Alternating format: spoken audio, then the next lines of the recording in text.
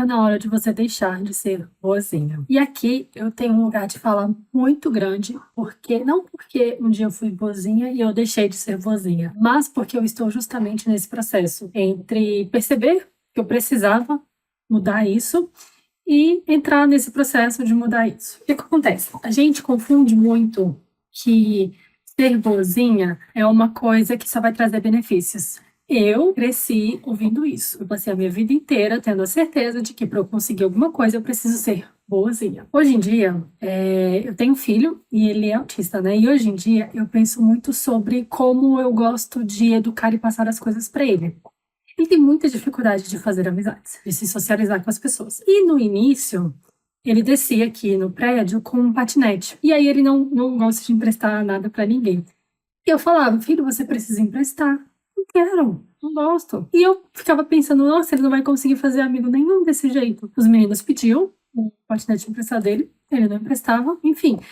E aí, depois, eu refleti um pouco e eu não quis ensinar para ele que, para os meninos gostarem dele, ele precisava emprestar o patinete dele. Para os meninos gostarem dele, ele precisava fazer alguma coisa para agradar as outras crianças. E no que eu comecei a prestar atenção nisso, eu comecei a prestar atenção também em mim. Eu queria ensiná-lo assim, mas aí eu lembrei de todas as consequências ruins das quais eu sofri, justamente porque eu aprendi a ser uma mulher boazinha, e ser uma criança boazinha, e ser uma pessoa que está ali sempre disponível, sempre disposta. Hoje em dia, na maioria das conversas que eu tenho com o meu terapeuta, a gente fala sobre limites e sobre como eu admiro pessoas que sabem colocar limites. E eu vou conectar o colocar limites com o ser boazinha. O que acontece?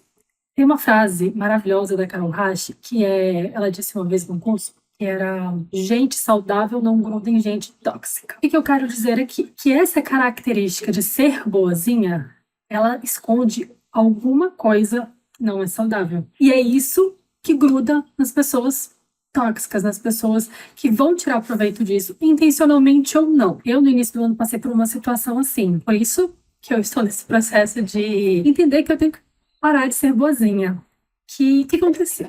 Eu tinha uma amiga, poxa, a gente não tem mais essa amizade, da qual eu emprestei uma grande quantidade de dinheiro, da qual ela começou a pagava direitinho e depois começou a me enrolar. E teve um determinado momento que ela simplesmente sumiu. Ela sumiu só por uma semana. Realmente, ela sumiu foram só 7 dias, depois de estar atrasada ali uns 3 meses. E no início, mesmo ela atrasando todos os meses, e atrasando, eu não tô aqui falando que ela pagava o que ela podia. Ela não estava mais pagando nada. E quando eu dei uma quantia alta de dinheiro para ela, não foi do meu, foi, né, meu nome, basicamente. Então, assim, eu estava tendo que cobrir uma coisa da qual eu não tinha feito e eu não dei uma coisa que eu tinha. Eu acho que um dos erros também tá aí, e a gente vai chegar lá, que é a gente às vezes dá o que a gente não tem. A gente às vezes não tem energia, a gente às vezes não tem dinheiro, às vezes a gente não tem disposição, às vezes a gente não tem forças. E a gente dá sem ter. Eu acho que metade do nosso cansaço mental e físico é da sensação de que constantemente a gente tem que se manter nesse papel de boazinha, nesse papel de estar sempre disponível, de não querer desagradar ninguém, de não querer ter medo de você não ser gostada, ter medo de você ser tirada de lado se você disser não, né? Só que, gente, se você continuar dizendo sim para as pessoas, você vai estar dizendo não para você. Quando eu falo que eu gosto muito da frase que gente saudável não gruda e gente tóxica, é porque essa máscara, esse ser, uma mulher boazinha, ela não é a personalidade de ninguém. Todas as mulheres e homens, pessoas que estão nesse papel de serem boazinhas, de serem disponíveis o tempo todo, de estarem dispostas a tudo, a ajudar em tudo, elas estão com alguma coisa por trás. Geralmente é diferente. A raiz que causou isso em mim é diferente da raiz que pode estar causando isso em outras mulheres. Mas quando eu digo que isso é o que atrai uma pessoa tóxica, uma pessoa que vai montar em cima, uma pessoa que vai abusar, é justamente porque você tem algo por trás que te faz colocar essa máscara de boazinha. E aqui a gente tem inúmeras coisas. Faço terapia tem 2 anos e ainda não descobri a minha. Mas muitas vezes, esse medo de ser rejeitada, de não ser amada, de ser excluída, de não pertencer. Mas tem também o ego o ego, ele se alimenta. E todo mundo falando, nossa, o quanto você é boazinha, nossa, eu nunca faria isso que você fez, como você é linda, nossa, que alma maravilhosa, como você é generosa. Isso também é uma coisa que alimenta a gente. E que a gente precisa agir como boazinha para continuar mantendo essa máscara de boazinha, essa visão das outras pessoas da gente, né? Tem inúmeras formas de você estar usando uma máscara de uma pessoa boazinha, e eu não tô aqui para dizer qual delas é a que você está usando. Eu não sei. Mas o que eu quero dizer é que você consegue identificar isso. É um caminho que você consegue trilhar. Eu vou dar de exemplo a minha história, né? Quando essa minha amiga pediu dinheiro, uma pessoa que não tem essa coisa por trás de ser boazinha teria colocado um limite. Não posso, não quero, não dá, não tem. Uma pessoa que sabe impor limites teria colocado um limite ali. Mas e se ela não, né, não quisesse mais ser sua amiga? Gente, aí é livramento. Se a pessoa só vai ser minha amiga se eu emprestar dinheiro pra ela, é justamente essa amizade que eu não quero. Então é justamente o limite aí que a gente realmente tem que pôr para poder filtrar essas pessoas. Eu exemplifiquei a questão do dinheiro, mas houve muitas outras questões com a mesma pessoa de eu estar disponível, doando aquilo que eu não tinha, tudo que eu tinha e o que eu não tinha, e quando eu queria receber, eu não tinha acesso. Eu, hoje, entendo que tudo girou muito em torno dos limites, dos quais eu não aprendi a colocar limites nas minhas relações. Acho que muita gente fala por aí que é ser egoísta, né? Eu não aprendi a ser egoísta.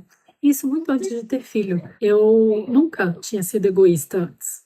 Eu não sabia o que era ser egoísta, eu não sabia o que era me priorizar. Eu acreditava que eu precisava ser essa mulher boazinha. E assim, eu aprendi da pior forma, porque eu perdi dinheiro e perdi a amizade. Dei o dinheiro para não perder a amizade, perdi os dois. Mas eu quero dizer que você ainda tem esperança. Você hoje pode estar se vendo nessa situação, tipo, nossa, só porque eu sou uma pessoa boa, as outras pessoas me fazem de boba. E aqui, gente, ser uma pessoa boa não quer dizer que você é boba, mas é assim que as pessoas enxergam quando a gente age dessa forma. Tem outra frase que é maravilhosa, a gente é um clássico. Sempre sai de casa um malandro e um idiota. Besta. A gente pode falar a palavra idiota aqui, né? Um malandro e um besta. Sempre sai de casa um de cada. Quem que você quer ser? Eu não quero ser nenhum dos dois. Mas não quero mais ser a besta, entendeu? Eu simplesmente não quero. E quando que eu percebi isso? Eu percebi, eu vou falar um clichê aqui, sabe? É a pior comparação que eu posso fazer, mas é a verdade. O que mudou muito na minha vida foi quando eu comecei a olhar para mim. Ah, mas isso aí é muito abstrato. Quando eu comecei a fazer exercício físico. Eu sei que você tá aí do outro lado, tipo, meu Deus, o que que uma coisa tem a ver com a outra? Eu sei, mas calma, gente, calma. Exercício físico, ele vai muito além só benefícios ali pro seu corpo. Nossa, ele vai muito além. E não é uma coisa que eu amo fazer. É uma coisa que de vez em quando eu ainda gosto de pular pra ficar deitada, mas acho que você vai para outro vídeo, né? Dizer que exercício físico mudou a minha vida, eu não tô falando em relação ao meu corpo. Acho que em relação ao corpo é mais consequência.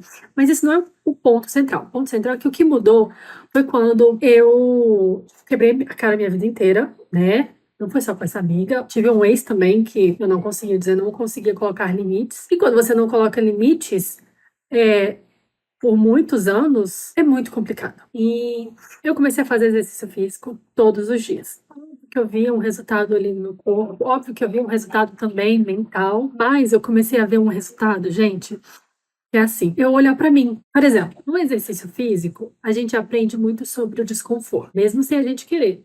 Porque o exercício físico, ele é desconfortável. E no início, você não consegue ficar no desconforto por muito tempo. Por isso, você começa a fazer exercício e você para. E quando eu tô falando aqui que a gente não sabe ficar no desconfortável, porque é desconfortável dizer não pros outros. Quando você tá nessa minha situação. Meu namorado, ele é ótimo em impor limite. Se eu chegar e pedir dinheiro emprestado pra ele, não, eu não vou terminar com ele. Ele só colocou um limite. Eu não tenho como eu vou emprestar se eu não tenho? Ele não vai fazer que nem eu, que vai se virar para emprestar um dinheiro que não tem. É saber colocar ali um limite. É desconfortável. Porque quando você gosta de uma pessoa, você queria, poxa, gente, eu tô falando da minha visão, porque É isso, essa coisa do querer agradar, querer ser amada, querer pertencer, enfim, né? Então eu tô falando desse lugar, que é você gosta de uma pessoa e você quer ajudar de alguma forma. Então você fica assim, cara, o que que eu posso fazer porque eu não posso te deixar nessa situação? E é desconfortável você se colocar nessa posição, você dizer não, você colocar limites. E quando eu, antes do exercício físico, eu não sabia ficar na posição desconfortável. Eu não me deixava ficar numa posição desconfortável. Isso era dizer que eu estava sempre abrindo uma exceção nos limites que eu tinha. Então, assim, dentro de um relacionamento, me traiu. Não, tá tudo bem. Vamos abrir essa exceção aqui. Fez isso. Não, tá tudo bem. Vamos abrir essa exceção aqui. Ó, então assim, nos relacionamentos em gerais, que eu digo, né? Não só relacionamento amoroso. Esse negócio de você ficar abrindo exceção o tempo inteiro porque você não quer ficar no desconforto, porque é muito fácil chegar pra você e falar, mulher boazinha, ela quer agradar, ela quer ser amada, ela quer isso, ela também quer isso. Mas por que que ela quer isso? Porque ela sofre se ela não tiver nessa posição. E ela sofre no sentido, eu vou tentar explicar aqui. O sofrimento, ele não vem só no sentido de não ser amada, de não agradar. Vem no sentido de que a gente não sabe estar no outro lugar, no de se priorizar, no de se, tipo, ó, não posso fazer isso. Olha, eu estou aqui sem poder sair para jantar com você, não tenho tempo. E virar para outra pessoa e falar que não, eu não posso, pra gente é um sofrimento muito grande.